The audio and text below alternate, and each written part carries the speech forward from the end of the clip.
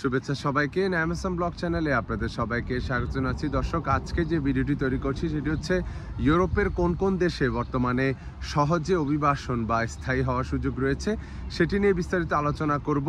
বিশেষ করে পর্তুগালে আপনারা অনেকেই ডেস্টিনেশন ছিল, পর্তুগালে স্থায়ী হওয়ার যে সহজশত অভিবাসনের যে সুযোগটি ছিল সেটি বন্ধ হয়ে যাওয়ার পরে আপনারা অনেকেই ইউরোপের কোন কোন দেশে সহজ অভিবাসনের সুযোগ রয়েছে সেটি নিয়ে আমাকে প্রশ্ন করে থাকেন। তো আজকের ভিডিওটিতে কোন কোন দেশে কি কি সুযোগ রয়েছে সবগুলো নিয়ে বিস্তারিত আলোচনা করব। আমি বিশেষ করে আলোচনা করব স্পেন, ফ্রান্স, ইটালি এবং জার্মানির অপশনগুলো নিয়ে। তা আপনারা যারা আমার এই চ্যানেলটিতে নতুন, অবশ্যই আমার চ্যানেলটি সাবস্ক্রাইব করে চ্যানেলটির পাশে থাকবেন ইউরোপের ইমিগ্রেশন সংক্রান্ত সর্বশেষ তথ্যগুলো জানার জন্য।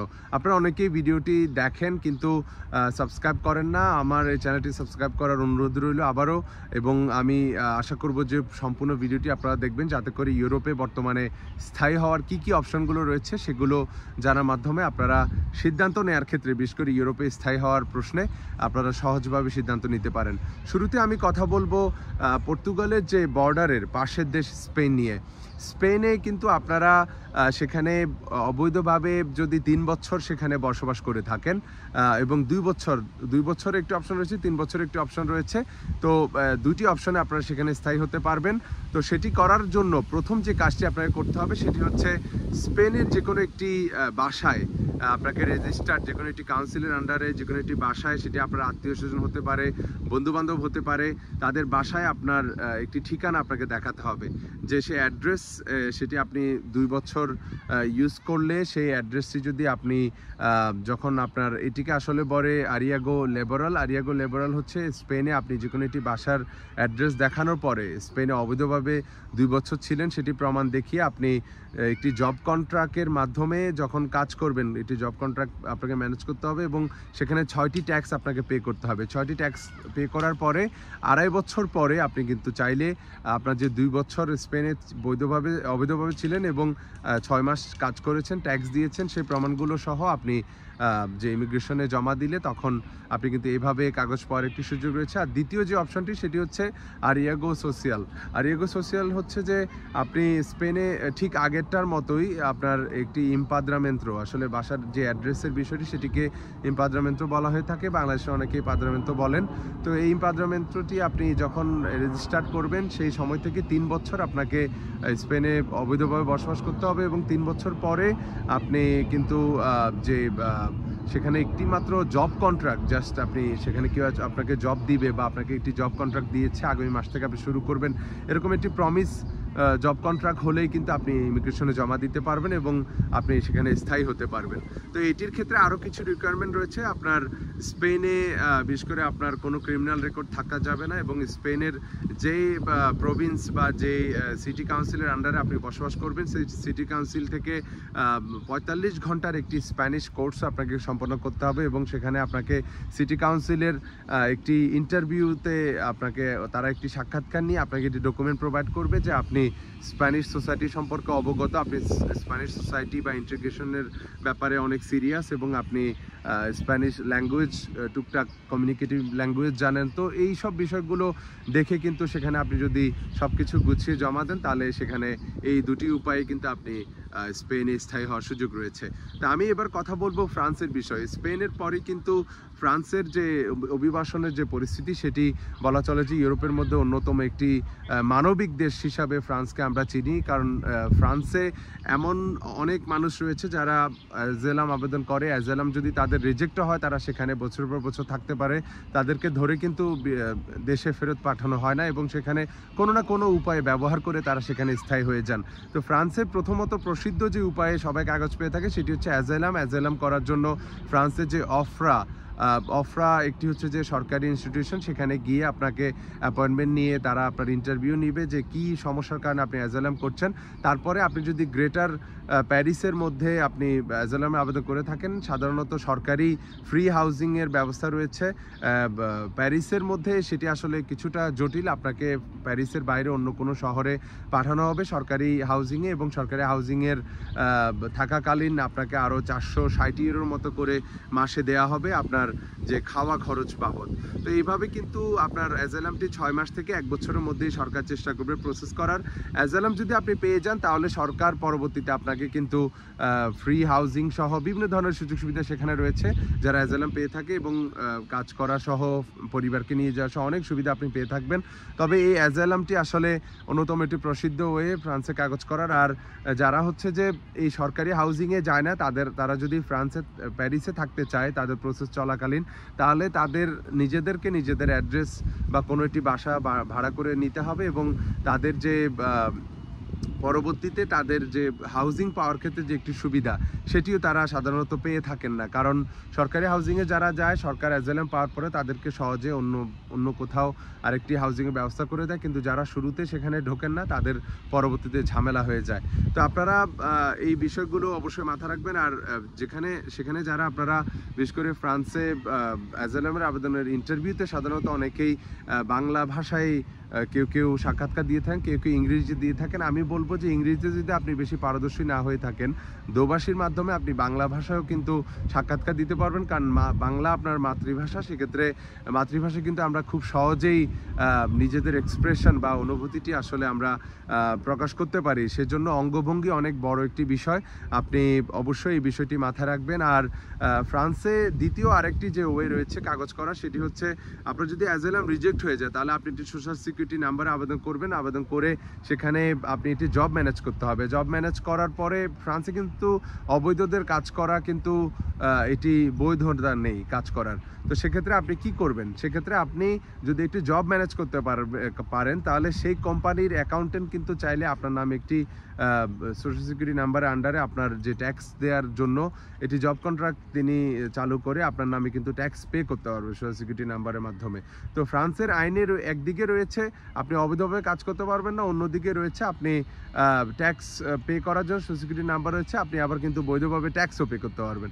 তো সেক্ষেত্রে আসলে এটি একটি কন্ট্রাডিক্টরি আইন বলা চলে। এটি একটি ভালো সুযোগও রয়েছে, হয়তো সরকার জানে, তবে তারা এই উপায়ে মানুষদেরকে একটি সুবিধা দিচ্ছে। তো একটি বিষয় হচ্ছে যে এই উপায়ে আপনারা 3 বছর ফ্রান্সে অবৈধভাবে বসবাস করতে হবে এবং মিনিমাম আপনারা 24টি ট্যাক্স দিতে হবে। তো কাগজের জন্য জমা দেওয়ার ক্ষেত্রে আপনাদেরকে পে স্লিপস এবং ট্যাক্সের যে ডকুমেন্টগুলো এবং ফ্রান্সে 3 বছর যে আপনি বসবাস করেছেন সেটির প্রমাণ আপনাকে উপস্থিত করতে হবে, এবং তাহলে অবশ্যই আপনি সেখানে কাগজ পেতে পারবেন। এছাড়াও 10টি ট্যাক্স দিয়ে 5 বছরে এবং 10টি ট্যাক্স দিয়ে 8 বছরে এবং 10টি ট্যাক্স দিয়ে আপনি 5 বছরে এবং 8টি ট্যাক্স দিয়ে 8 বছরে এবং 10 বছর নাগাদ হচ্ছে যে কোনো ট্যাক্স ছাড়াই কিন্তু 10 বছর যদি সেখানে আপনি বসবাস করেন তাহলে সরাসরি আপনি সেখানে রেসিডেন্স পেয়ে যাবেন। তো এরকমই কিন্তু পরিস্থিতি ফ্রান্সে রয়েছে। আপনারা চাইলে কিন্তু বিভিন্ন মেয়াদে বিভিন্ন উপায়ে ফ্রান্সে স্থায়ী হতে পারবেন। এর মধ্যে 10 বছর আপনি সেখানে যদি অবৈধভাবে বসবাস করেন, আপনার কোনো ট্যাক্স দেওয়া ছাড়াই কিন্তু আপনি রেসিডেন্স কার্ড পেতে পারবেন। সেক্ষেত্রে আপনাকে প্রতি বছর আপনি ফ্রান্সে যে রয়েছেন সেটির মেডিকেল ডকুমেন্ট অথবা আপনি পাবলিক ট্রান্সপোর্ট ইউজ করেছেন সে ধরনের ডকুমেন্ট, যে কোনো ডকুমেন্ট দিয়েই কিন্তু আপনাকে আসলে প্রমাণ করতে হবে যে আপনি ফ্রান্সে অবৈধভাবে আসলে 10 বছর পার করেছেন, তাহলেও কিন্তু আপনি রেসিডেন্সের জন্য সরাসরি আবেদন করতে পারবেন। এভাবে কিন্তু প্রচুর সংখ্যক বাংলাদেশিরা রেসিডেন্স কার্ড পেয়ে থাকেন। যারা অ্যাজাইলাম না পেয়ে পরবর্তীতে ট্যাক্স দিয়েও তারা কাগজ করতে পারেন না বা এটিকে ঝামেলা মনে করেন, তারা কিন্তু ইলিগালি 10 বছর পার করে দিয়ে সেভাবেও তারা ফ্রান্সের রেসিডেন্স কার্ড পেয়ে থাকেন।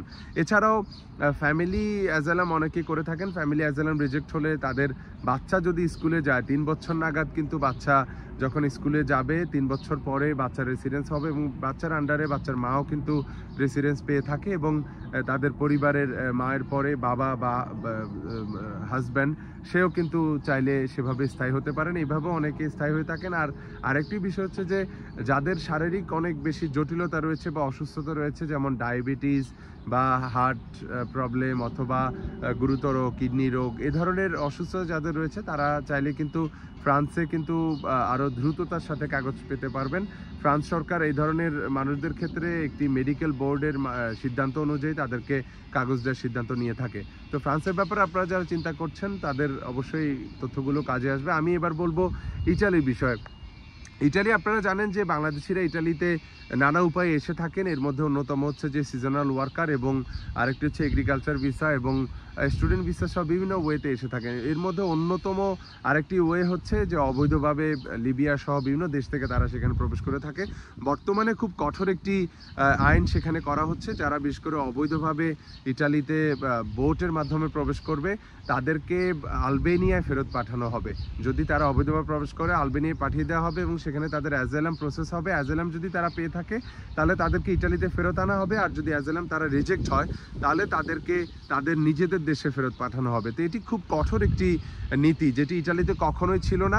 বর্তমানে ইটালিতে যিনি ক্ষমতায় রয়েছেন জর্জিয়া মেলোনি, তিনি খুবই কঠোর একজন প্রাইম মিনিস্টার। তিনি ইতিমধ্যে একটি বিষয় বাংলাদেশ সম্পর্কে বলেছেন যে বাংলাদেশিরা 15-16 হাজার ইউরো করে করে যে ইমিগ্রেশন সিস্টেম সেটিকে অ্যাবিউজ করছে। সিজনাল এবং এগ্রিকালচার ভিসায় তারা টাকার বিনিময়ে মানুষদেরকে নিয়ে আসছে, অথচ যেটি হচ্ছে যে খুব কম টাকায় বিশ্বের বিভিন্ন দেশ থেকে মানুষজন আসার সুযোগ রয়েছে, কিন্তু দালালরা এটির মিসইউজ করে এই অভিবাসন ব্যবস্থাটাকে মিসইউজ বা মিসবিহেভ করে তারা আসলে এটিকে অ্যাবিউজ করছে।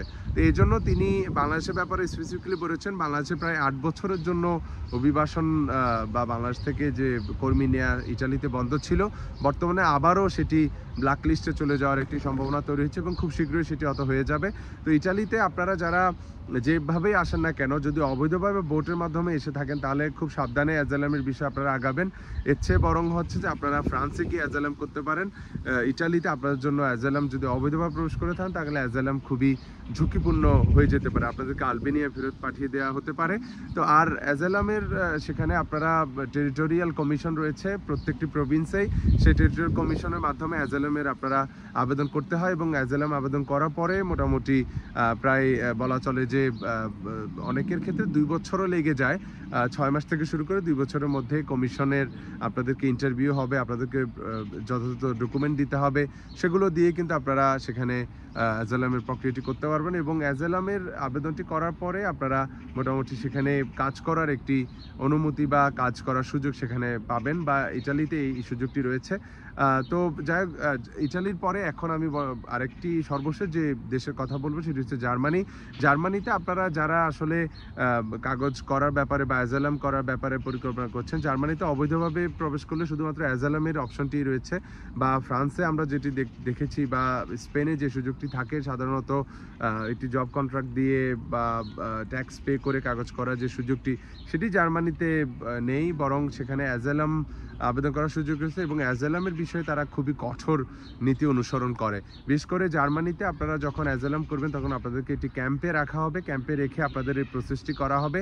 ফ্রান্সের মতো তারাও আপনাদেরকে কিছু পে করবে, 460 বা 50 ইউরোর মতো হয় সেটি খাওয়ার বিষয়ে, এবং থাকাটি ফ্রি থাকে সাধারণত। তো এই 6 মাস থেকে 1 বছরের মধ্যে যদি আপনার প্রসেসটি কমপ্লিট হয়ে যায়, যদি আপনি অ্যাজাইলাম পেয়ে থাকেন তাহলে জার্মানিতে আপনি স্থায়ী হতে পারবেন বা সেখানে বসবাস করতে পারবেন। যদি না হয়ে থাকে তাহলে তারা আপনাদেরকে 1 সপ্তাহ বা 1 মাসের একটি নোটিশ দিবে যে এর মধ্যে আপনাকে অবশ্যই জার্মানি ত্যাগ করতে হবে। তো জার্মানি মোটামুটি ইউরোপে যে দেশগুলো রয়েছে তাদের মধ্যে জার্মানি সবচেয়ে কঠোর অভিবাসন প্রশ্নে, এবং তারা অ্যাজাইলাম যদি রিজেক্ট হয়ে যায় আপনাকে কিন্তু তারা দেশে ফেরত পাঠাবে এবং আপনাদেরকে কোনো ওয়েতেই জার্মানিতে অবস্থান করার সুযোগ তারা দিবে না। তো এই জন্য আপনারা জার্মানিতে যদি কেউ যদি সেটেল হওয়ার বা স্থায়ী হওয়ার বা অ্যাজাইলাম করার পরিকল্পনা থাকে, এই তথ্যগুলো অবশ্যই আপনারা মাথায় রেখে তবে আগাবেন, কারণ জার্মানি ইউরোপের ইটালি বা ফ্রান্স বা স্পেন পর্তুগালের মতো এত নমনীয় না, তারা খুবই কঠোরভাবে এটি হ্যান্ডেল করে থাকে। জার্মানিতে তারা একজনও অবৈধ কোনোভাবেই বসবাস করতে দেন না, হয়তো কেউ অ্যাজাইলাম করে অ্যাজাইলাম পেয়ে সেখানে স্থায়ীভাবে বসবাস করবে, অথবা কেউ অ্যাজাইলাম যদি না পেয়ে থাকে তারা সব অবৈধ অভিবাসীদেরকে ধরে দ্রুত ফেরত পাঠায় দেশে, বা যে দেশ থেকে এসেছে সেখানে তাদেরকে ফেরত পাঠায়। আর জার্মানিতে আরেকটি তথ্য আপনারা অবশ্যই জানবেন, সেটি হচ্ছে যে জার্মানির সাধারণত ওদের যে সরকার তাদের অভিবাসন প্রশ্নে তারা কখনোই নমনীয়তা দেখায় না। বৈধভাবে অভিবাসনে তারা অনেকগুলো সুযোগ খোলা রেখেছে, যেমন বাংলাদেশ থেকে স্টুডেন্ট ভিসায় অথবা জব সিকার ভিসা সহ বিভিন্ন ধরনের সুযোগ সেখানে রয়েছে। তবে অবৈধভাবে কিন্তু জার্মানিতে একদমই কোনো সুযোগ নেই। শুধুমাত্র অ্যাজাইলামের মাধ্যমে কিছু মানুষ এখানে বৈধ হতে পারেন, আর বাকিটা হচ্ছে যে অন্যান্য যে ফ্রান্স বা স্পেনের মতো দেশগুলোতে যে সুযোগগুলো রয়েছে সেগুলো এখানে কিন্তু নেই। আর আপনারা অবশ্যই এই তথ্যগুলো মাথায় রেখে এবং চিন্তাভাবনা করে তবে জার্মানি বা ইউরোপের, আমি অনেকগুলো দেশের ব্যাপারে আলোচনা করলাম, স্পেন, ফ্রান্স, ইটালি এবং জার্মানি। তো যেখানকার যে অভিবাসন আপনাদের কাছে নমনীয় বা আপনাদের জন্য সুইটেবল মনে হয় সেসব দেশে আপনারা ভালো একজন দক্ষ আইনজীবীর সাথে পরামর্শ করে বা অভিজ্ঞ যারা রয়েছে আপনাদের আত্মীয়স্বজন থাকলে বা অভিজ্ঞ যে বাংলাদেশি যারা দীর্ঘ সময় ধরে সেখানে বসবাস করছেন তাদের সাথেও আলোচনা করে তবে আপনারা সিদ্ধান্ত নিয়ে আগাবেন। কারণ অভিবাসন ইউরোপে অনেক গুরুত্বপূর্ণ একটি জিনিস আপনাদের জন্য, আপনাদের জীবন, আপনাদের পরিবার সব কিছুর জন্য কিন্তু একটি গুরুত্বপূর্ণ একটি সিদ্ধান্ত। সেক্ষেত্রে আপনারা এই সিদ্ধান্তগুলো নেওয়ার ক্ষেত্রে অবশ্যই অনেক কিছু মাথায় রেখে অনেক যে পরিকল্পনা করার ক্ষেত্রে অবশ্যই ভালো তথ্য, ভালো খোঁজখবর নিয়ে তবে আপনারা আগাবেন। আর যদি নতুন কোনো কিছু তথ্য জানা থাকে অবশ্যই কমেন্টে লিখে জানাবেন, আমি চেষ্টা করবো আপনাদেরকে সেটির উত্তর করার। ধন্যবাদ সবাইকে। নতুন কোনো ভিডিও নিয়ে আপনাদের সামনে আবারও হাজির হব। সে পর্যন্ত সবাই ভালো থাকবেন, সুস্থ থাকবেন। ধন্যবাদ সবাইকে।